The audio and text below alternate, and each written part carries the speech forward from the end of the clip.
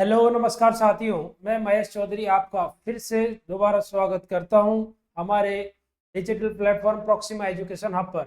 आज quick revision series पटवारी 2025 के लिए जो हमने आगाज किया था उसका थर्ड डे है। और आज पाचन तंत्र एक मोस्टली हमारे पास एक टॉपिक है बायोलॉजी का, जिसमें से अधिकतर क्वेश्चन बनने की संभावना रहती है। पाचन तंत्र यानी कि डाइजेशन सिस्टम। डाइजेशन सिस्टम यानी कि सारे अपने जो पूरा शरीर है उसमें जो हम कुछ भी खाते पीते हैं और उससे ऊर्जा मिलने तक की जो सारी प्रक्रिया होती हैं, और यानी कि एक जो हार्ड जो कार्बनिक पदार्थ होते हैं उनको सरल कार्बनिक पदार्थों में तोड़ने की जो प्रोसेस होती है, वो सारी प्रोसेस पाचन तंत्र के अंतर्गत अध्ययन की जाती है। पाचन तंत्र यानी कि डाइजेशन सिस्टम। और पाचन तंत्र जो होता है वो दो चीज़ों से मिलकर बना होता है। एक तो आहार नाल। आहार नाल यानी कि जो मुख्य गुहा से लेकर मुख्य गुहा से स्टार्ट होती है और रेक्टम यानी कि मलाशय से एनस गुदा तक जाती है, ये पूरी होती है आहार नाल। और इसके साथ में एक चीज और होती है, वो होती है पाचक ग्रंथियां, यानी कि जो डाइजेस्टिव जो ग्लैंड्स होती हैं वो, यानी कि वो पाचक रस स्रावित करती हैं। तो दोनों के कॉम्बिनेशन से जो तंत्र सिस्टम जिसका निर्माण होता है वो है पाचन तंत्र। जो डाइजेशन सिस्टम है वो आहार नाल प्लस पाचक ग्रंथियों से मिलकर बना होता है। आहार नाल यानी कि मुख्य गुहा, ग्रास नली, आमाशय और आंत। और आंत का लास्ट जो पार्ट होता है वो होता है रेक्टम यानी कि मलाशय। तो आहार नाल लगभग 8 से 10 मीटर की इसकी जो लंबाई होती है टोटल, या कभी कभी 12 मीटर भी दिया रहता है। इसकी जो लंबाई है वो मापी जाती है, मुख्य गुहा से स्टार्ट होती है और रेक्टम यानी कि मलाशय तक जाती है। आहार नाल के मुख्य मुख्य जो भाग है वो है जैसे कि मुख्य गुहा, मुख्य गुहा, और मुख्य गुहा के बाद में आती है ग्रास नली। ग्रास नली के बाद में आती है आमाशय, और आमाशय के बाद आता है छोटी आंत, बड़ी आंत। ठीक है, बड़ी आंत के लास्ट पार्ट पर जाके आहार नाल की समाप्ति होती है। मुख्य गुहा में हम देखते हैं कि जैसे कि जीभ होती है, तालू होती है, दांत होते हैं और ग्रसनी होती है। और आंत में छोटी आंत और बड़ी आंत। छोटी आंत के 3 भाग, ग्रहणी, मध्यांतर, इलियम, यानी कि इंग्लिश में और बोले तो ड्यूडेनम, जेजुनम और इलियम। ड्यूडेनम यानी कि ग्रहणी, जेजुनम यानी कि मध्यांतर, और इलियम। ठीक है, इंग्लिश में टर्मिनोलॉजी याद रखोगे तो और ज़्यादा बेनिफिट में रहोगे। ग्रहणी, मध्यांतर, इलियम यानी कि डेड्यूनम, जेजुनम और इलियम। बड़ी आंत के भी 3 भाग होते हैं, बिल्कुल इनको इंग्लिश में ही याद रखना है। सीकम, सीकम यानी कि अंधनाल, और कोलोन, और रेक्टम। बड़ी आंत होती है बिल्कुल उल्टे यू शेप की। ठीक है, तो सीकम, कोलोन और रेक्टम यानी कि मलाशय, यहाँ तक बड़ी आंत कंप्लीट होती है। और इसके बाद पाचक ग्रंथियां। पाचक ग्रंथियों में 3 ग्रंथियां मुख्य प्रकार से हैं, लार ग्रंथियां, यकृत और अग्नाशय।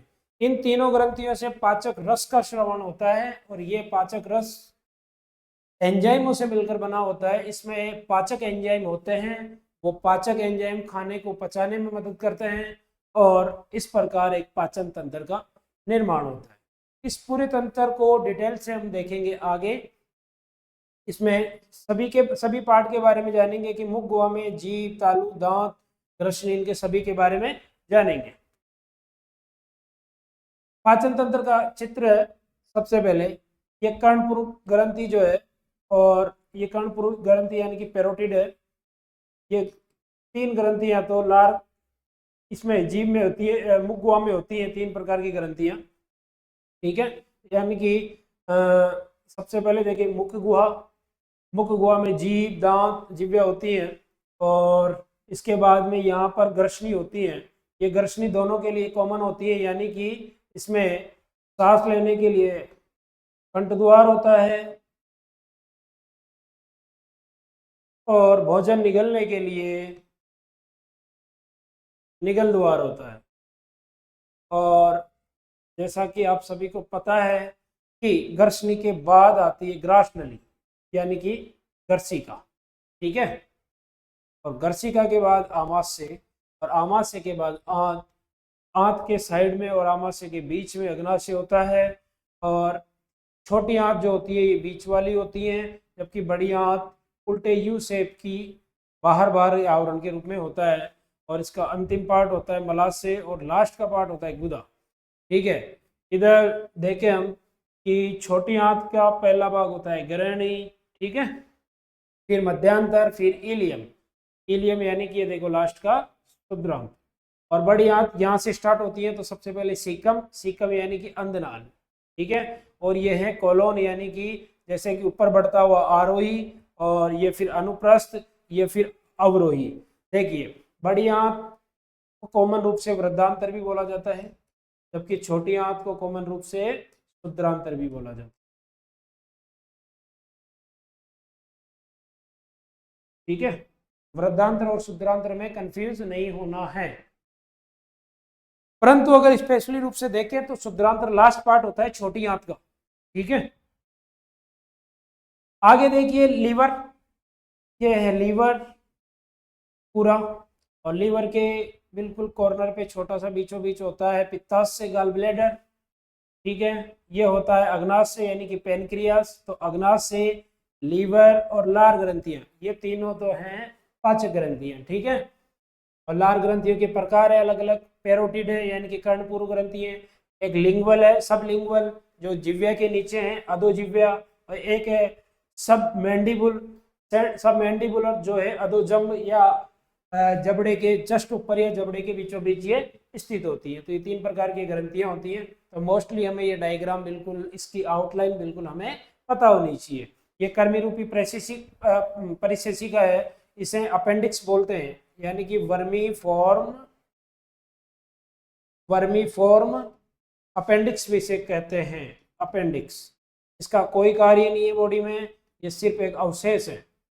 ये क्या है? सिर्फ एक अवशेष है, इसमें कोई भी कार्य नहीं है। इसे काट कर भी अलग किया जा सकता है, तो कोई किसी प्रकार का बॉडी में कार्य नहीं रुकेगा।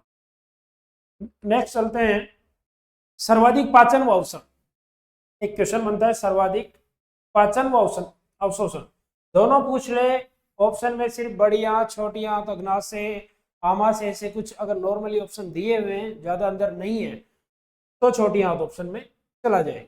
लेकिन छोटी आंत में भी सर्वाधिक पाचन और सर्वाधिक अवशोषण अलग अलग जगह होता है। ग्रास नली, जो ग्रास नली होता है जो होती है, इसमें किसी प्रकार का कोई भी पाचन नहीं होता है, क्योंकि ग्रास नली में सिर्फ भोजन कंठ द्वार के बाद यानी गर्शनी के बाद सीधा भोजन कंठ द्वार के, सॉरी, जो निगल द्वार होता है, जो भोजन का द्वार होता है गर्शनी के, गर्शनी देखो, गर्शनी दो पार्टों में विभाजित होती है। गर्शनी मुख गुहा के बाद गर्शनी होती है, मुख्य गुहा के बाद गर्शनी होती है, ठीक है। और गर्शनी में मतलब दो है, एक तरफ तो कंठ द्वार होगा ताकि श्वास चली जाए, और एक तरफ भोजन के लिए क्या होगा?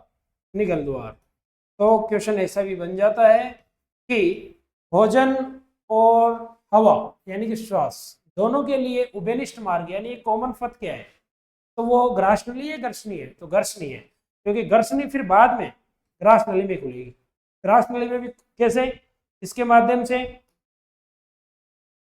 निगल द्वार, फिर आगे जाके निगल द्वार जो है ये ग्रास नली में खुलता है, और ग्रास नली फिर आमाशय में, आमाशय फिर छोटी आंत में, छोटी आंत फिर बड़ी आंत में, और लास्ट में एनस यानी कि गुदा द्वार। नेक्स्ट है पित्रस। पित्रस में किसी प्रकार का कोई एंजाइम नहीं होता है, एक लाइपेज होता है, ठीक है, और वो लाइपेज वसा का कार्य करता है, ठीक है। लाइपेज जो भी, ये जो लाइपेज है ये भी मुख्य रूप से अग्नाशय रस में पाया जाता है, ठीक है। और भोजन का पाचन मुख गुहा से ही प्रारंभ हो जाता है। कहां से? मुख्य गुहा से ही प्रारंभ हो जाता है। मुख्य गुहा में लगभग 30% माल्टोज यानी कि 30% स्टार्च का पाचन माल्टोज में कर दिया जाता है। स्टार्च मंड जिसे कहते हैं, उसका पाचन माल्टोज में कर दिया जाता है लगभग 30% का, ठीक है। तो थोड़ा बहुत पाचन होता है, और स्टार्च यानी कि एक तरह से कार्बोहाइड्रेट। आहार नाल मुख्य गुहा से मलाशय तक, जैसा कि बार बार हमने देखा, मुख्य गुहा से मलाशय तक आहार नाल कंप्लीट होती है। और टोटल आहार नाल की जो लंबाई होती है 6 से 9 मीटर, 10 मीटर, 11 मीटर, 12 मीटर, कितनी बताते हैं, लेकिन 6.5 मीटर के आसपास तो छोटी आंत होती है, 1.5 मीटर के आसपास बड़ी आंत होती है। मोस्टली तो ये है, तो 8 मीटर की तो लगभग ये हो जाती है, और 1, 1.5, 2 मीटर तक की ऊपर का ग्रास नली वगैरह, और मुग्गा तक का 1 मीटर हो जाता है। तो कॉमनली अपन देखें यानी कि लगभग तो ये होता है 6 से 9 मीटर, क्योंकि देखो छोटी आंत लगभग 6.5 मीटर की, बड़ी आंत लगभग 1.5 मीटर की, और अदर मान लो आप 1 मीटर, तो लगभग हो जाता है 9 मीटर के आसपास। ठीक है, इस बात समझ आई, नॉर्मल बात है बिल्कुल। देखो छोटी आंत का नाम छोटी आंत है, लेकिन लंबाई में सबसे ज्यादा होती है। छोटी आंत इसलिए कहा जाता है क्योंकि चौड़ाई कम होती है। बड़ी आंत इसलिए कहा जाता है बड़ी आंत को क्योंकि उसकी चौड़ाई ज्यादा होती है, लेकिन लंबाई तो 1.5 मीटर ही है, यानी कि छोटी आंत से तो बहुत ज्यादा कम। ठीक है, नेक्स्ट चलते हैं। ये स्टेटमेंटल क्वेश्चन है। सर्वाधिक पाचन अवशोषण छोटी आंत में ही होता है, बड़ी आंत में तो किसी प्रकार का पाचन का कार्य है ही नहीं। जल का अवशोषण, दवाइयों का अवशोषण, एल्कोहल का अवशोषण हो जाता है। ठीक है, आमाशय में प्रोटीन का इनका पाचन होता है, और ग्रास नली में तो किसी प्रकार का कोई पाचन नहीं होता है। नेक्स्ट देखिए मुख्य गुहा। तो मुख्य गुहा में दांत, जीभ, लार ग्रंथियां होते हैं। जीभ के अग्रभाग पर मीठे, ध्यान रखना, अग्रभाग पर मीठे और पिछले भाग पर कड़वे स्वाद का अनुभव होता है। और जो साइड होती है जीभ की, साइड होती है, ये बिल्कुल साइडों में खट्टे स्वाद का अनुभव होता है। और स्वाद अनुभव के लिए इसमें टेस्ट बर्ड्स होते हैं, यानी कि स्वाद कलिकाएं होती हैं। ठीक है, नेक्स्ट देखिए दांत। तो दांत देखिए 2 प्रकार से होते हैं। अस्थायी दांत, जिन्हें दूध के दांत भी कहा जाता है, जो 2 बार आते हैं, यानी कि द्विबार दंती होते हैं। दांत मनुष्य में द्विबार दंती होते हैं। ठीक है, द्विबार दंती होते हैं। और अस्थायी दांत यानी कि जो दूसरी बार भी आते हैं, वो 20 दांत होते हैं। इनका सूत्र होता है 2102 × 2102। आप इनको इस सूत्र का मतलब होता है कि ऊपर भी 2 बटा और नीचे भी 2 से गुणा कर लो, तो यानी कि कितने हो गए, 5 × 2 10, तो 10 ऊपर और 10 नीचे, यानी कि टोटल कितने दांत हो गए, 20। और स्थायी दांत होते हैं, तो स्थायी दांत जब ये 20 भी दोबारा आ जाते हैं और ऊपर से नए दांत और आ जाते हैं 12, तो टोटल हो जाते हैं 32, यानी कि कितने हो गए, 2 बटा 2 गुणा कर लो इसे, ये हो गए 8, यानी कि 16 ऊपर और 16 नीचे, तो कितने हो गए, 32 दांत हो गए। तो अस्थायी दांत यानी कि जो दूध के दांत होते हैं, जो दोबारा आते हैं, उनकी संख्या होती है 20, और उनका सूत्र होता है 2102 बटा 2102। और जो स्थायी दांत होते हैं टोटल, यानी कि वयस्क मनुष्य में टोटल 32 दांत, उन 32 दांतों का जो सूत्र होता है वो 2102 बटा 2123 बटा 2123 होता है। और इन दांत, ये जो दांत होते हैं 4 प्रकार के होते हैं, ICPM, ICPM और M। इंग्लिश में ज्यादातर इनका नाम याद रखा करो, इंसीजर, कैनाइन, प्रीमोलर और मोलर। ठीक है, प्रीमोलर यानी अग्रचवर्णक या चवर्णक, इंसीजर और कैनाइन यानी कर्तक, रदनक, कर्तनक, रदनक, अग्रचवर्णक और चर्ण। ठीक है, तो ये 4 दांत है, देखो 2 कर्तक, 1 रदनक, और प्रीमोलर बच्चों में एब्सेंट होते हैं 0, और मोलर यानी कि चवर्णक वो होते हैं 2।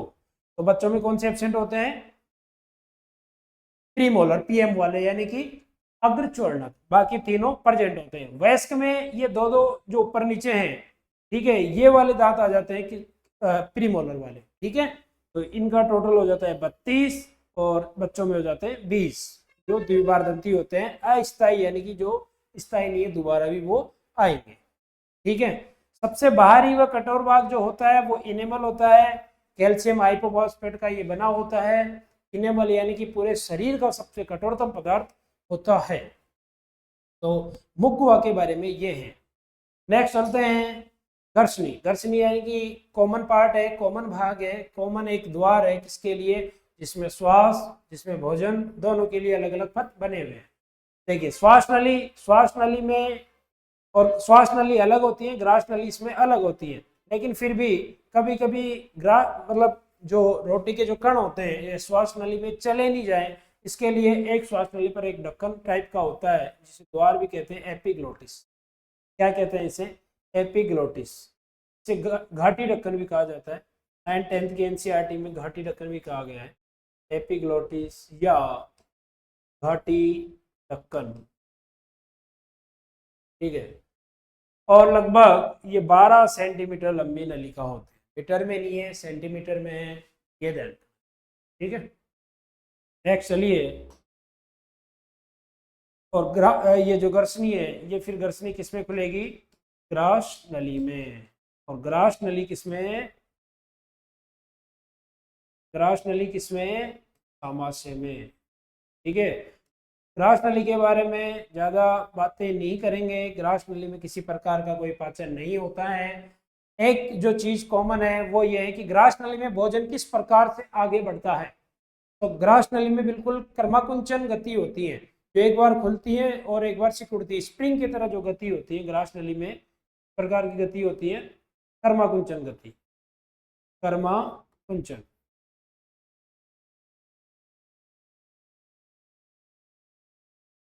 कर्माकुंचन गति होती है, देख लीजिए आप एक बार।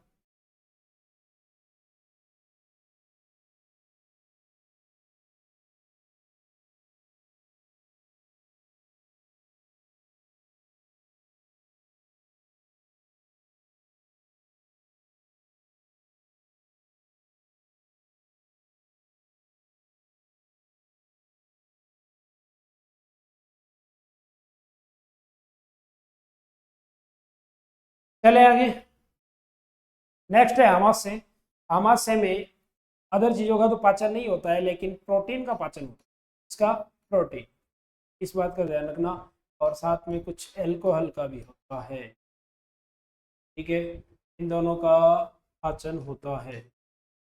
एक बात जरूर ये भी ध्यान रखना कि जो आमाशय है ये बिल्कुल उदर गुहा, यानी कि अपने ये तो जो चेस्ट का पार्ट होता है, फेफड़ों वाला जो पार्ट होता है, हृदय वाला जो पार्ट होता है ऊपर का, आमाशय से ऊपर ऊपर ये वक्ष गुहा, और आमाशय से नीचे उदर गुहा। इस उदर गुहा के लेफ्ट साइड में यानी कि बाईं ओर। और आमाशय बिल्कुल ऐसा होता है जैसे कि ऊपर ये ग्रास नली है तो बिल्कुल ऐसे खुलता है ये टाइप में। तो इसका एक पार्ट अग्रभाग, ये मध्य भाग, और ये पश्च भाग होता है या कि लास्ट भाग होता है। तो ये जो भाग होता है अग्रभाग जो होता है ये होता है कार्डियक। ठीक है, कार्डियक। ये मध्य भाग होता है, ये फंडिक भाग होता है। और जो पश्च भाग होता है वो होता है पाइलोरिक। कौन सा भाग? पाइलोरिक। ठीक है। ये पाइलोरिक, ये फंडिक और ये कार्डियक। आमाशय के ये मुख्यतः 3 पार्ट होते हैं, अग्रभाग, कार्डियक, मध्य भाग फंडियक, और पाइलोरिक पश्च भाग। कार्य है इसका प्रोटीन अपघटन, और किसी चीज का ज्यादा पाचन नहीं होता है। इस बात का जरूर ध्यान रखना है कि देखिए आमाशय में होता है HCl। क्या होता है? HCl, hydrochloric acid. जब भोजन आता है और इस HCl में मिश्रित हो जाता है तो उसे काइम कहा जाता है। काइम, इस बात का जरूर ध्यान रखना। काइम। आमाशय में भाग को भोजन के जो मिश्रण होता है भोजन का, उसे काइम कहा जाता है। जबकि जो लार में जो मिश्रित मुख गुहा में भोजन हो जाता है उसे बोलस कहा जाता है। क्या कहा जाता है? बोलस कहा जाता है। ठीक है। तो बोलस मुख गुहा में, काइम आमाशय में कहा जाता है जब ये HCl में ये भाग मिश्रित हो जाता है। ठीक है। नेक्स्ट चलते हैं। आमाशय में जठर रस का स्राव होता है। इसका जठर रस का एक रस यानी कि एक पाचक रस का स्राव होता है, इसे जठर रस कहते हैं क्योंकि जठर ग्रंथियों से होता है, जिसमें HCl होता है, जिसमें पेप्सिनोजन नामक प्रोटीन पाचक एंजाइम होता है, जिसमें श्लेष्मा होती है जो इस HCl से इस आमाशय की दीवारों की रक्षा करती है ताकि ये दीवारों को क्षति ना पहुंचाए। इसलिए चारों तरफ एक बिल्कुल श्लेष्मा का आवरण होता है आमाशय की दीवारों के चारों तरफ, अंदर की तरफ, ताकि उससे निकलने वाला HCl, यानी कि HCl तो एक तरह से बिल्कुल तेजाब की तरह बहुत कम pH का होता है, ये जला देता है, तो ताकि उससे खुद की श्लेष्मा खुद की दीवारों को नुकसान नहीं पहुंचाए, इसलिए श्लेष्मा का भी आवरण होता है। एक एंजाइम होता है पेप्सिनोजन। ये पेप्सिनोजन पहले तो निष्क्रिय अवस्था में होता है। इस निष्क्रिय अवस्था को सक्रिय कौन बनाता है? HCl, यानी कि HCl इस निष्क्रिय पेप्सिनोजन को सक्रिय पेप्सिन में चेंज करता है, और वो जो पेप्सिन होता है वो प्रोटीन पाचक एंजाइम कहलाता है। ठीक है, HCl देखिए यहाँ पे, देखिए HCl जो होता है ये निष्क्रिय पेप्सिनोजन को क्या करता है? सक्रिय करता है, किसमें? पेप्सिन में चेंज करता है, फिर ये प्रोटीन का पाचन करता है। आपने देखा यहाँ तक। नेक्स्ट पार्ट, फिर जब आमाशय में भोजन यानी कि प्रोटीन का पाचन हो जाएगा, थोड़े बहुत प्रोटीन का, पूरे का नहीं, थोड़े बहुत का ही होता है। आगे मेनली तो देखो संपूर्ण पाचन तो छोटी आंत में होगा। वो कैसे होगा? तो आप यहाँ डिटेल समझिए। अग्नाशय होता है आमाशय और छोटी आंत के बीच, ठीक है। ये देखिए अग्नाशय, ये रहा, ये अग्नाशय, ठीक है। ये अग्नाशय कहाँ होता है? ये आमाशय और ये छोटी आंत यानी कि आंत के बीच अग्नाशय पड़ा है। यहाँ से इस अग्नाशय में अग्नाशय रस होता है, इसमें पाचक एंजाइम होते हैं लगभग सारे, जिसे पूर्ण पाचक रस भी कहा जाता है, क्योंकि लगभग इसमें सारे प्रकार के पाचक एंजाइम प्रेजेंट होते हैं। ये जो पाचक एंजाइम है ये बिल्कुल, ये पाचक रस जो है ये भी छोटी आंत में आएगा, और यकृत या पित्तरस जो दोनों हैं ये भी छोटी आंत में आएंगे, और आंत में अपना खुद का रस भी होता है पाचक रस, जिसे आंत रस भी कहते हैं। 3 प्रकार के, आंत रस, अग्नाशय रस और पित्त रस। पित्त और यकृत का एक ही रस होता है, पित्त रस, जिसे ये यकृत रस भी कहा जाता है। वो तीनों मिलके जब छोटी आंत में ही आएंगे तो सारा प्रकार का पाचक रस जो जब छोटी आंत में प्रेजेंट होगा, तो फिर उसके बाद जाहिर सी बात है कि संपूर्ण पाचन भी कहाँ होगा? छोटी आंत में होगा।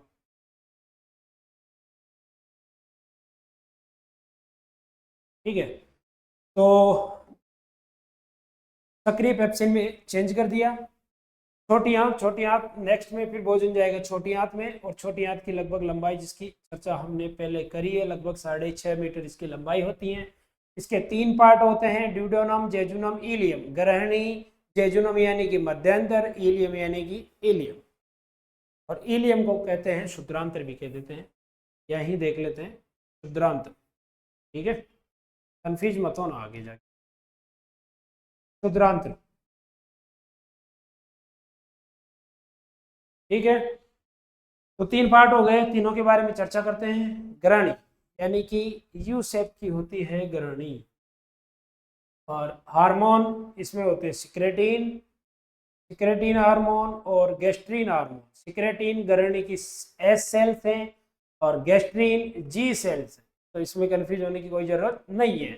याद यह रखना है कि अगर नॉर्मली पूछ ले कि सर्वाधिक पाचन और अवशोषण शरीर में कहाँ होता है, तो आंसर जाएगा छोटी आंत। लेकिन ये पूछ ले कि छोटी आंत के अंदर भी सर्वाधिक पाचन कहाँ होता है, तो पहले भाग यानी कि ग्रहणी में होता है, और अवशोषण पूछ ले तो मध्यांतर यानी कि बीच वाले पार्ट में होता है, और लास्ट पार्ट बचता है शुद्रांत्र। नेक्स्ट नोट है छोटी आंत में अग्नाशी रस। देखिए हमने जैसे कि चर्चा करी पहले कि अग्नाशी रस, पित्तरस और आंत रस, जब ये तीनों प्रकार के रस कहाँ आते हैं? पाचक रस के रूप में कहाँ आते हैं? पूर्ण पाचन करते हैं कहाँ? अगर छोटी आंत में। जब आंत रस, अग्नाशी रस और पित्त रस, जब तीनों ही रस छोटी आंत में प्रेजेंट होंगे, तो ये तीनों प्रकार के जो रस हैं वो क्या कहलाएंगे? पूर्ण पाचक रस, क्योंकि इसमें लगभग सारे प्रकार के पाचक एंजाइम प्रेजेंट होंगे। ठीक है, ये बात यहाँ तक कंप्लीट है, देख लीजिए आप।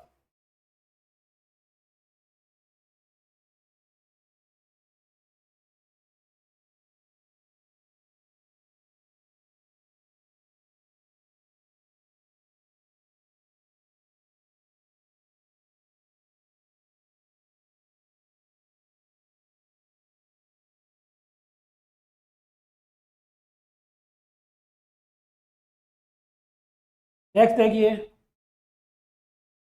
नेक्स्ट नोट है अग्नाशय वाहिनी तथा पित्त वाहिनी, यानी कि अग्नाशय से निकलने वाली वाहिनी और पित्त से निकलने वाली वाहिनी यानी कि नलिका, दोनों मिलकर सामान्य वाहिनी यानी कि एक कॉमन डक्ट का निर्माण करती है। सामान्य वाहिनी यानी कि एक कॉमन डक्ट, एक दोनों की कॉमन डक्ट यानी कि कॉमन वाहिनी सामान्य वाहिनी का निर्माण करती है। जो कि ग्रहणी में खुलती है, ठीक है। और अग्नाशय वाहिनी अग्नाशय रस लाएगी, पित्त वाहिनी पित्त रस लाएगी, और छोटी आंत में ऑलरेडी आंत रस होगा, ठीक है। तो तीनों प्रकार के रस मिलाकर पूर्ण पाचन करते हैं। नोट है नेक्स्ट, सर्वाधिक पाचन व अवशोषण छोटी आंत में ही होता है। बहुत बार हमने इसके बारे में चर्चा करी है। बड़ी आंत में एक बड़ी आंत की लंबाई है लगभग 1.5 मीटर, पहले से हमने चर्चा कर रखी है। इसमें वही जल का अवशोषण होता है और अपचित भोजन को बाहर निकाल दिया जाता है। थोड़ी बहुत मेडिसिन यानी कि दवाइयों का भी अवशोषण इसमें किया जाता है। इसमें किसी प्रकार का पाचन वगैरह नहीं होता है। याद रखना इसके 3 पार्ट, यानी कि पहला है सीकम, सेकंड पार्ट है वृद्धांतर यानी कि कोलोन, और तीसरा पार्ट है मलाशय यानी कि रेक्टम। और अंधनाल के बारे में हमने देखा था कि वर्मीफॉर्म अपेंडिक्स नामक एक छोटी सी अवशेषी संरचना होती है। इस संरचना का कोई कार्य नहीं है, ये बिल्कुल अवशेषी है, एक्स्ट्रा है बॉडी में। इसको काट कर अलग ऑपरेशन से निकाल भी दिया जाए तो कोई दिक्कत नहीं है। यहाँ तक कॉमन बातें थी सारी। नेक्स्ट चलते हैं, सहायक पाचक ग्रंथियां।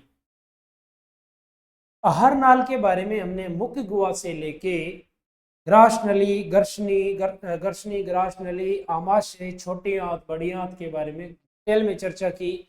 इसके बाद आहार नाल, सिर्फ आहार नाल कंप्लीट हुई। आहार नाल के बाद पाचक ग्रंथियां भी हमें कंप्लीट करनी है, जब जाके हमारा दोनों से मिलकर कंप्लीट होने वाला जो निर्मित होने वाला जो तंत्र है उसका नाम है पाचन तंत्र।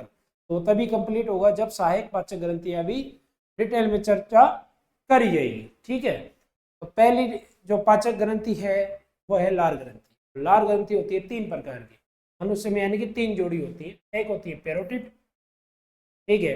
पेरोटिड यानी कि कर्णपूर्व, यानी कि कर्ण के नीचे, यानी कि कानों के नीचे ये पाई जाती है, कर्ण के नीचे और सबसे बड़ी। तो कोई पूछे अगर आपको कि सबसे बड़ी पाचक लार ग्रंथि कौन सी है, तो पेरोटिड है, और हिंदी में नाम इसका कर्णपूर्व ग्रंथि, ठीक है।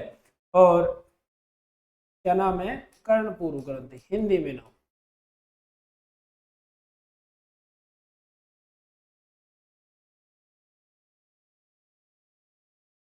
ठीक है। एक है सबलिंगुअल। लिंगवा शब्द जो है ये जीभ से है, यानी कि इसे कहते हैं अधोजिह्वा, अधोजिह्वा। और सब मैंडिबुलर, और मैंडिबुलर यानी कि जबड़ा, तो ये बिल्कुल अधोजंभी भी कहा जाता है इसे।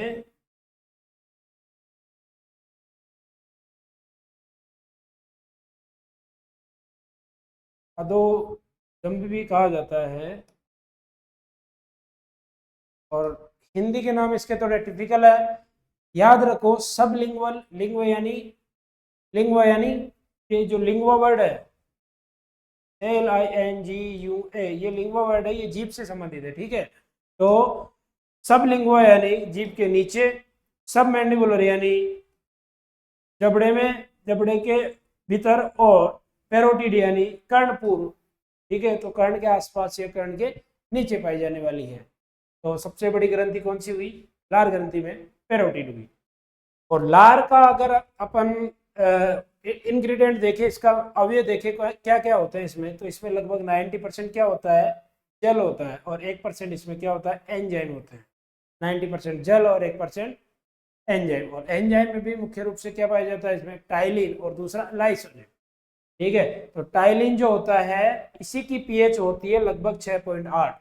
इसकी पीएच का मुख्य रूप से आप ध्यान रखना, लार की पीएच पूछे 6.8 या टाइलिन की पूछे तो भी 6.8, ठीक है। इसे जरूर ध्यान रखना इसका। नेक्स्ट एंजाइम है मुख्य रूप से पाया जाने वाला लाइसोजाइम। और ये लाइसोजाइम जो होता है ये बिल्कुल बैक्टीरिया जो होते हैं अपन जो खाते हैं उसमें जो बैक्टीरिया चले जाते हैं हानिकारक, उनको मारने का ये कार्य करता है लाइसोजाइम एंजाइम। तो लार में टाइलिन और लाइसोजाइम एंजाइम है, और 3 प्रकार की है, 3 जोड़ी ग्रंथियां हैं। नेक्स्ट है जठर ग्रंथियां, ठीक है।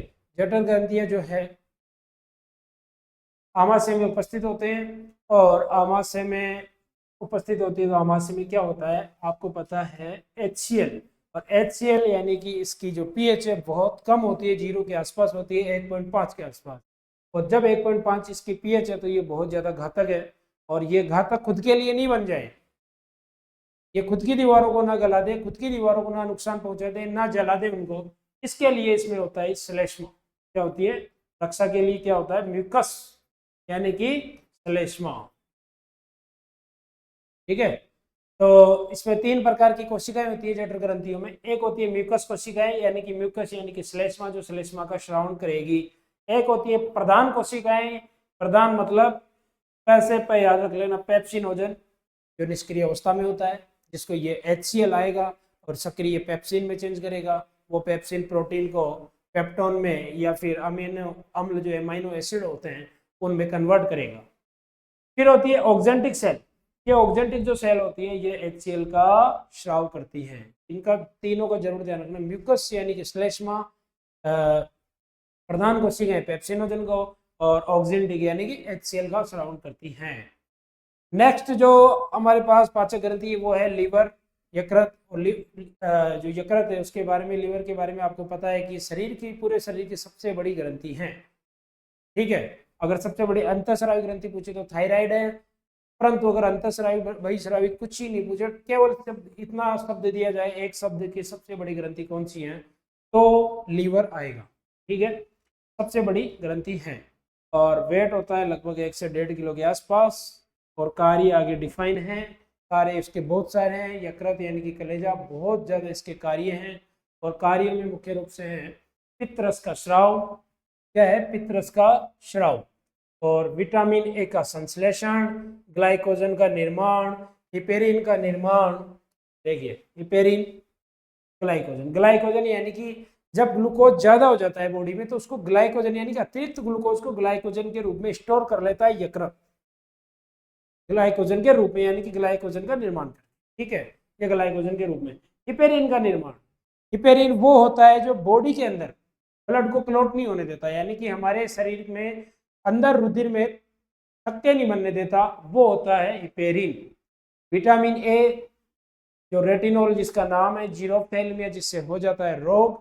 ठीक है, इसका संश्लेषण करता है, पित्तरस का स्राव करता है। इंपॉर्टेंट क्वेश्चन है, बहुत ज्यादा इंपॉर्टेंट। पित्तरस का स्राव कौन? यकृत। लेकिन संग्रह कौन करता है, स्टोर कौन करता है इसे? तो वो तो खुद पित्ताशय यानी कि गाल ब्लैडर ही का है। ठीक है, ये बात जरूर ध्यान रखना, संग्रह खुद पित्ताशय करता है।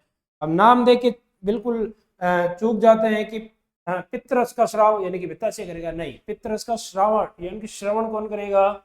यकृत। लेकिन पित्ताशय क्या करेगा? संग्रह करेगा, उसको स्टोर करेगा। ग्लाइकोजन का निर्माण, हिपेरिन का निर्माण। अच्छा, NH3 यानी कि अमोनिया। अमोनिया एक बहुत घातक विषैला पदार्थ होता है। ये हमारे शरीर में ज्यादा देर तक रुकता है तो बहुत नुकसान पहुंचा सकता है। इसलिए यकृत एक बहुत मोस्टली जो कार्य करता है वो ये है कि अमोनिया को यूरिया में चेंज कर देता है। और यूरिया होता है NH2CONH2। इस NH2CONH2 यानी कि यूरिया में ये कन्वर्ट कर देता है। यूरिया में कर देता है मतलब यूरिया अमोनिया से तो कम हानिकारक है। हानिकारक तो यूरिया भी है, लेकिन यूरिया जो है अमोनिया से कम हानिकारक है। इसलिए NH3 से क्या बना देता है? NH2CONH2। नेक्स्ट बात है कि जब छोटा जो गर्भ में शिशु होता है, गर्भ में जो बच्चा होता है जिसे भ्रूण कहा जाता है, उस भ्रूण में आरबीसी का तो निर्माण ही कौन करता है? यकृत करता है। जबकि वयस्क में आरबीसी का निर्माण कौन करता है? बोन मैरो करता है, यानी कि अस्थि मज्जा करता है। और मृत आरबीसी को नष्ट भी कहाँ किया जाता है? यकृत में किया जाता है। ये भ्रूणों में होता है ज्यादातर, बाकी अब तो प्लीहा में होता है वयस्कों में। तो नेक्स्ट 3 प्रोसेस, ये थोड़ी एडवांस मतलब थ्योरी है। ऐसा मानो कि बिल्कुल नॉर्मल एग्जामों में के लिए, नॉर्मल बच्चों को ये समझ भी नहीं आता है कि बिल्कुल प्रॉपरली जो है 11th-12th वाली वर्ड है, 11th-12th बायोलॉजी वाली वर्ड है। लेकिन आप समझना, ग्लाइकोजेनेसिस, ग्लाइको यानी कि ग्लूकोज, समझाओ। ग्लाइकोजेनेसिस, ग्लूकोज से ग्लाइको बनना, यानी कि अतिरिक्त ग्लूकोज को ग्लाइकोजन में निर्मित करना, कन्वर्ट करना, ग्लाइकोजेनेसिस। तो ग्लाइकोजेनेसिस, साइंस में जेनेसिस का मतलब होता है किसी चीज का निर्माण होना। लाइसिस का, जीनोलाइसिस यानी कि जेनेसिस यानी कि नेसिस, इस नेसिस का मतलब होता है निर्माण होना, जबकि लाइसिस का मतलब होता है अपघटन। किसी चीज को तोड़ना। ठीक है, देखो फिर जेनेसिस यानी कि फिर किसी का निर्माण होगा। तो देखो ग्लाइकोजेनेसिस यानी कि ग्लाइकोजन का निर्माण किससे होगा? एक्स्ट्रा ग्लूकोज ग्लाइकोजन के रूप में यकृत में निर्मित हो जाएगा। ग्लाइकोजिनोलाइसिस यानी कि ग्लाइको यानी कि जब ग्लूकोज कम पड़ जाएगा बॉडी में, तो जो पहले से एक्स्ट्रा स्टोर हुआ ग्लाइकोजन है वो वापस टूट के वापस किस में कन्वर्ट होगा? ग्लूकोज में, यानी कि लाइसिस। और नेक्स्ट है ग्लूकोनियोजेनेसिस यानी कि कार्बोहाइड्रेट के अतिरिक्त। देखो ग्लूकोज बनता है जब कार्बोहाइड्रेट कंप्लीट टूट जाता है। जो हम खाना खाते हैं, रोटी खाते हैं, उसमें कार्बोहाइड्रेट होता है, चावल खाते हैं उसमें कार्बोहाइड्रेट होता है।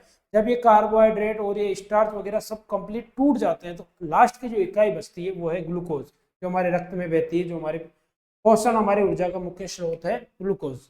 ये अगर कार्बोहाइड्रेट के अलावा किसी अन्य पदार्थों जैसे प्रोटीन, वसा, अलग अलग चीजों से अगर ग्लूकोज मिल रहा है तो उसे कहते हैं ग्लूकोनियोजेनेसिस। तो 3 वर्ड है, काफी इंपॉर्टेंट है, बहुत कम एग्जामों में, बहुत कम क्लासों में ये चीज बताई जाती है, बहुत कम बताई जाती है। चाहे तो आप अपने आसपास इसे पूछ कर ट्राई कर लीजिएगा, बहुत कम लोगों को पता है। बिल्कुल आप ये चीजें ट्राई कर सकते हैं चाहे तो, बहुत कम लोगों को ये पता है, क्योंकि ये 11th-12th के बिल्कुल 11th-12th की जो बायोलॉजी है उसकी ये मोस्ट टर्मिनोलॉजी है। ठीक है, नेक्स्ट हम देखते हैं कि अग्नाशय क्या होता है। तो अग्नाशय रस होता है।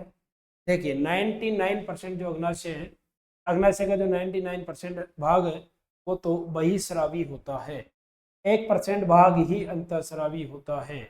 और ये भी किसका? लैंगरहैंस के द्वीप होते हैं। इसमें क्या होते हैं? लैंगरहैंस के द्वीप। इन लैंगरहैंस के द्वीप से 4 कोशिकाएं निकलती हैं, अल्फा कोशिका, बीटा कोशिका, गामा कोशिका और डेल्टा कोशिका। अल्फा कोशिका, बीटा कोशिका, गामा कोशिका और डेल्टा कोशिका, ये 1% पार्ट है अंतःस्रावी। और अंतःस्रावी का आपको पता है, अंतःस्रावी का किसी भी जो भी कोई अगर अंतःस्रावी ग्रंथि है उसका उत्पाद क्या कहलाएगा? हार्मोन। जबकि बहिस्रावी ग्रंथि का उत्पाद क्या कहलाएगा? एंजाइम। तो अंतःस्रावी ग्रंथि उनके उत्पाद होंगे हार्मोन। तो अंतःस्रावी ग्रंथि में 4 प्रकार की कोशिकाएं होती है। हमेशा लगभग मोस्टली 99% एग्जाम में अग्नाशय से क्वेश्चन बनाया और ज्यादातर इंसुलिन इनसे बनाए। तो अल्फा कोशिका ग्लूकागोन का, बीटा कोशिका इंसुलिन का, गामा कोशिका पॉलीपेप्टाइड का और डेल्टा सोमेटो स्टेटिन का श्रवण करती है। ये 4 प्रकार के हार्मोन का श्रवण करती है चारों कोशिकाएं। मोस्टली बहुत ज्यादा ध्यान से देखने की जरूरत है। अल्फा कोशिकाएं glucagon, beta insulin, gamma polypeptide, delta somatostatin. उसी तरह अगर अपन देखें कि बहिस्रावी ग्रंथि, तो बहिस्रावी ग्रंथि आपको पता है क्या उत्पाद होते हैं इसके? एंजाइम। यानी कि बहिस्रावी से अग्नाशय रस निकलता है और इस अग्नाशय रस में पाचक एंजाइम होते हैं। और पाचक एंजाइम कौन कौन से देखे? माल्टेज। जब एज लग जाता है साइंस में पीछे तो अधिकतर वो एंजाइम को दर्शाता है, एज, माल्टेज, सुक्रेज। ठीक है, आगे देखो पेप्टाइडेज और न्यूक्लियस, लाइपेज। तो माल्टेज और एमाइलेज, माल्टेज और एमाइलेज ये दोनों मिलके एंजाइम तो कार्बोहाइड्रेट का पाचन करते हैं। जबकि ट्रिप्सिन और कार्बोक्सी पेप्टाइडेज ये दोनों, पेप्ट शब्द आ जाए जहां पर, ये तो प्रोटीन पाचन के लिए है। तो ट्रिप्सिन और कार्बोक्सी पेप्टाइडेज ये प्रोटीन पाचक एंजाइम हैं। और लास्ट बचता है हमारे पास लाइपेज, ये है वसा का पाचन करने वाला एंजाइम है। एक बात जरूर से ध्यान रखिएगा, अग्नाशय रस को पूर्ण पाचक रस कहा जाता है। अग्नाशय रस को पूर्ण पाचक रस भी कहा जाता है। कौन सा रस कहा जाता है? पूर्ण पाचक रस भी कहा जाता है। और इसकी पीएच होती है 7.8 से 8.4, यानी कि अग्नाशय रस हमेशा क्षारीय अवस्था में काम करता है। ठीक है, क्षारीय प्रकृति का होता है। जबकि आमाशय में क्या था? HCl, अम्लीय प्रकृति का। और छोटी आंत में भी लगभग क्षारीय प्रकृति में ही काम होता है। ठीक है, क्योंकि एंजाइम जो होते हैं ये ज्यादातर क्षारीय माध्यम में सबसे ज्यादा एक्टिवनेस दर्शाते हैं। ठीक है, लास्ट स्लाइड है हमारे पास आंतररस। और आंतररस आंत में ही पाया जाता है। इसकी पीएच देखो वही क्षारीय लगभग 8, पीएच मान 8 के आसपास होता है। प्रतिदिन 2 लीटर आंतररस का स्राव होता है। तो ठीक है।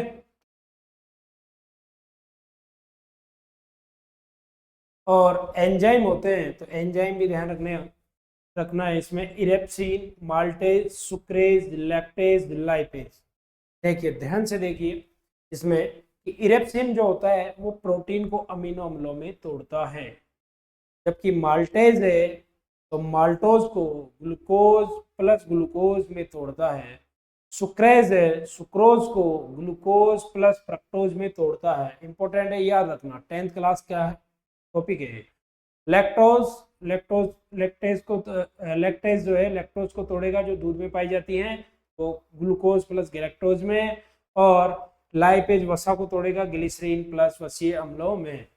एक बात का जरूर से ध्यान रखना, अगर कोई पूछ ले कि जो सुक्रोज होता है ये किन किन से मिलकर बना होता है, या तो जिनमें वो टूटेगा उनसे मिलकर बना था तभी तो टूट रहा है। तो देखिए पीछे सुक्रोज किन से मिलकर बना होता है, ग्लूकोज प्लस फ्रक्टोज से। कोई पूछे माल्टोज किन से मिलकर बना होता है तो ग्लूकोज प्लस ग्लूकोज से। लैक्टोज किन से मिलकर बना होता है, ग्लूकोज प्लस गैलेक्टोज से। और वसा किन से मिलकर बनी होती है, ग्लिसरीन प्लस वसीय अम्लों से। तो ये था आज का क्विक रिवीजन पाचन तंत्र का। ठीक है, उम्मीद है इसको एक बार बिल्कुल आप और ढंग से देखिएगा। कम टाइम में बहुत अच्छी तरीके से डिटेल में चर्चा की गई है, जहां से मोस्टली क्वेश्चन बनने की फुल प्रोबेबिलिटी है उनके बारे में ये स्लाइड्स को मैंने लिखा है ज़्यादा से ज़्यादा। और जैसा कि हम कह रहे हैं कि 90 to 95% इन चीज़ों से रिकवरी अपन कर लेंगे। ठीक है, तो बिल्कुल उम्मीद है आप सबको समझ आया होगा। जय हिंद, बने रहिएगा। Thank you.